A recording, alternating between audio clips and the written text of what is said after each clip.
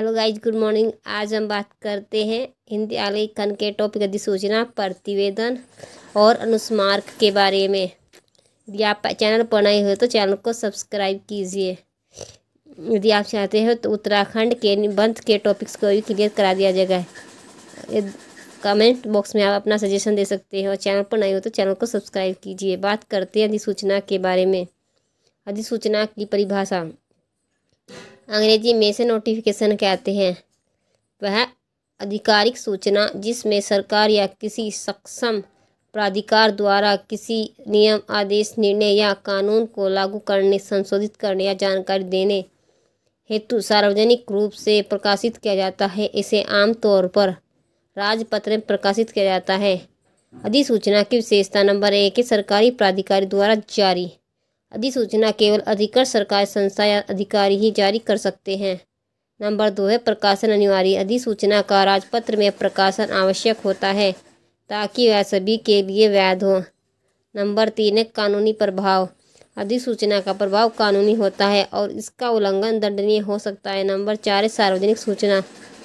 इसका उद्देश्य आम जनता को नई व्यवस्था या नियमों की जानकारी देना होता है। नंबर 5 है विशिष्ट उद्देश्य। यह किसी विशेष नियम, अधिनियम या सरकारी योजना को लागू करने या उसमें परिवर्तन हेतु जारी होती है। अधिसूचना का प्रारूप। अधिसूचना का प्रारूप दिया गया है।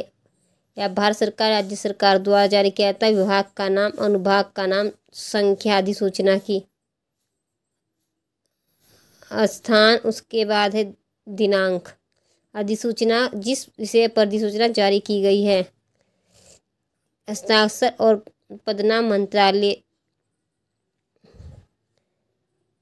और इसकी पृष्ठांकन संख्या एवं तद दिनांक। प्रतिलिपियां निम्नलिखित को सूचनार्थ एवं आवश्यक कार्रवाई हेतु परिषद की गई है।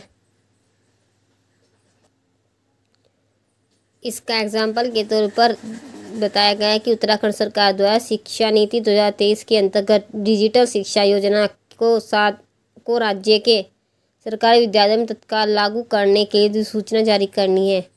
एग्जाम्पल के तौर पर समझाया गया कि किस प्रकार लिखा जाना है अधिसूचना को, और इसकी जो फाइलें हैं किन किन विभागों को आप जारी कर सकते हैं। यदि विभाग के नाम आपको पता ना हो तो 1, 2, 3 तीसरे नंबर पर गार्ड फाइल कर देना चाहिए।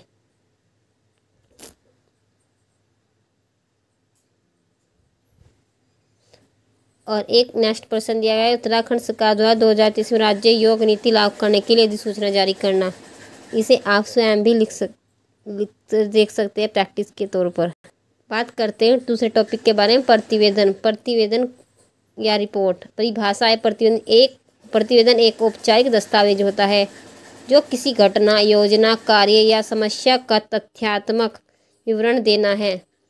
प्रतिवेदन का उद्देश्य होता है कि किसी विषय की वस्तुनिष्ठ जानकारी देना, निष्कर्ष प्रस्तुत करना एवं सुझाव देना।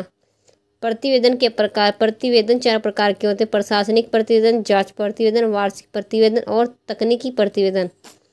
इस प्रतिवेदन की रूपरेखा विशेषता की बात करें। नंबर 1 है शीर्षक। प्रतिवेदन किस विषय पर है, उसका शीर्षक। नंबर 2 है प्रेषक। प्रतिवेदन भेजने वाले व्यक्ति या संस्था का नाम और पता।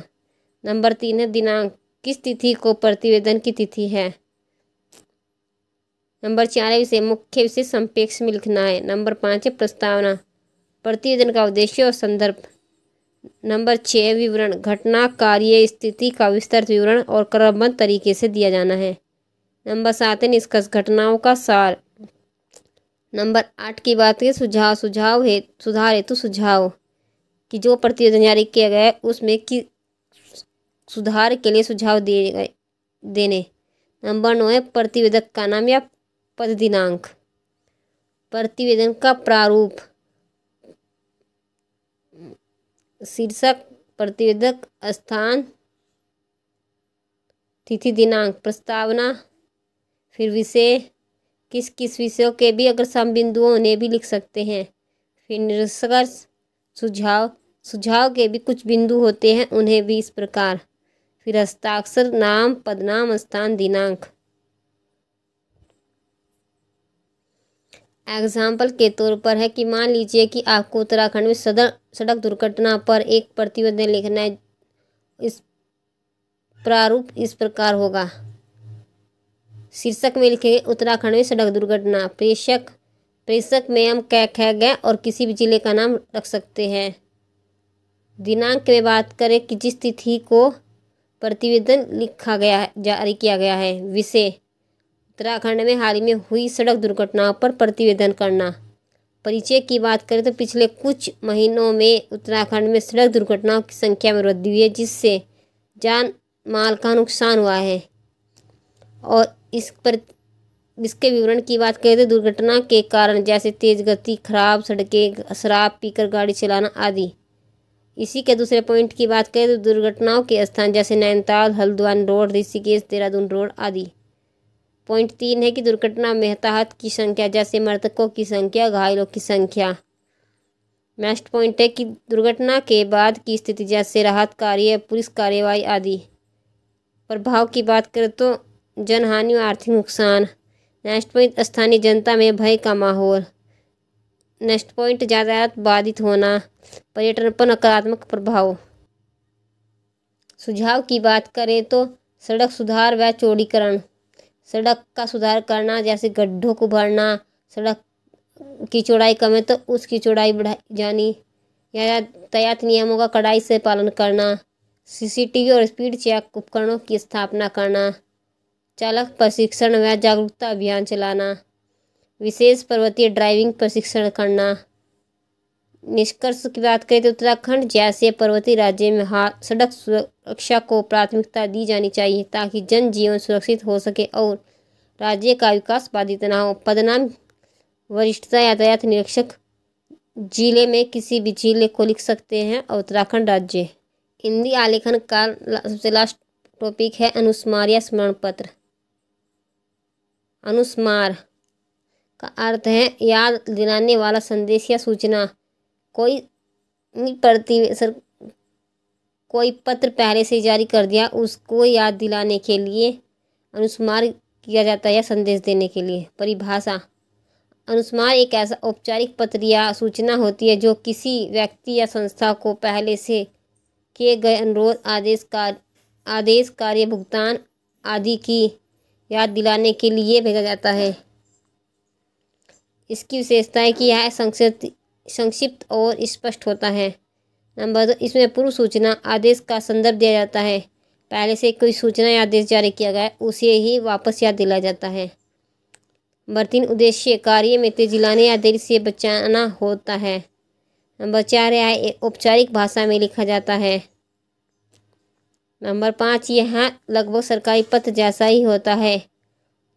अनुस्मारक जो है सरकारी पत्र की भांति ही होता है। नंबर 6, इसमें ऊपर दाईं तरफ अनुस्मारक लिखते हैं। नंबर 7, स्मरण पत्र या अनुस्मारक में विषय के बाद संदर्भ लिखना अनिवार्य होता है। अनुस्मारक में पूर्व पत्र का स्मरण दिया जाता है। अनुस्मारक का प्रारूप।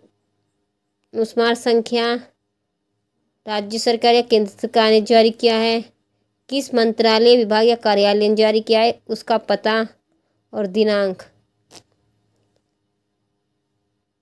अनुस्मारक पत्र के बाईं ओर पत्र संख्या के कुछ नीचे सेवा में पदनाम, पता, विशेष संदर्भ। इसमें संबंधित शब्दों में हम यूज करते हैं महोदय, महोदया, प्रिय महोदय। संबोधन के बाद सादा निवेदन यह है कि पत्रांक, दिनांक, जिस तिथि को अनुस्मार किया गया है को पत्र भेजा गया था। जो पत्र पहले आता उस तिथि का जिक्र करना है और पत्र का विषय लिखकर पत्र भेजा गया था जिसमें उस पत्र के विषय का उल्लेख किया गया है। अब उस पत्र पर अभी तक कोई कार्रवाई नहीं हुई, उसके बारे में चर्चा करनी है। उस चर्चा के बाद आपसे अनुरोध है कि मेरा या मेरी पूर्व जो उसमें आदेश दिया कि शीघ्रता से पूरा करना है। और अंतिम तौर पर इसमें भवदीय शब्द का इस्तेमाल होता है, हस्ताक्षर, नाम, पदनाम। हिंदी ड्राफ्टिंग का सभी टॉपिक्स क्लियर हो गए हैं। नेक्स्ट टॉपिक में आप चाहें तो उत्तराखंड के निबंध के टॉपिक्स को रखते हैं, आप कमेंट बॉक्स में सजेस्ट कर सकते हैं। और वीडियो पसंद आए तो वीडियो को लाइक करना, चैनल को सब्सक्राइब करना, अपने दोस्तों के साथ शेयर करना। धन्यवाद।